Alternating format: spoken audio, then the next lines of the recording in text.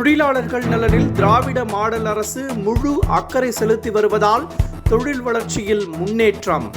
தமிழ்நாட்டின் தொழில் வளர்ச்சி நாட்டின் முன்னேற்றத்திற்கு வித்திடுவதாக நிதி ஆயோக் உள்ளிட்ட அமைப்புகள் பாராட்டு என அரசு பெருமிதம்.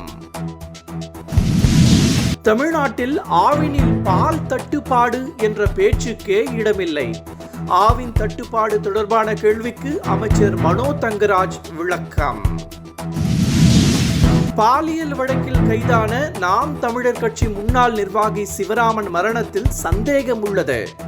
முக்கிய புள்ளிகள் பெயரை சிவராமன் கூறிவிடுவார் என்ற அச்சத்தில் கொலை செய்திருக்கலாம் என முன்னாள் முதல்வர் எடப்பாடி பழனிசாமி, பாஜக மாநில தலைவர் அண்ணாமலை உள்ளிட்டோர் குற்றச்சாட்டு. தவிக கட்சி கொடியில் உள்ள சின்னம் குறித்து தேர்தல் ஆணையத்தில் விளக்கம் அளிக்க தயார். விஜயின் கட்சி கொடி தொடர்பாக தொடர் சர்ச்சைகள் எழும் நிலையில் விளக்கம் அளிக்க தர தயார் என தவிக தகவல். அரியலூர் அருகே தேளூர் அரசு பள்ளி ஆய்வகத்தில் நகல் எடுக்கும் இயந்திரம் வெடித்து சிதறியதால் பரபரப்பு.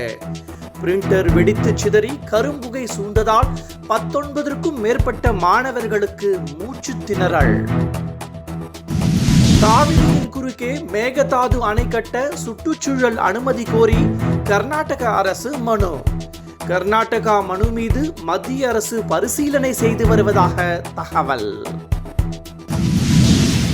போர் பதற்றம், பாதுகாப்பு காரணங்களால் போலந்து நாட்டில் இருந்து ரயில் மார்க்கமாக உக்ரைன் சென்றடைந்தார் பிரதமர் மோடி.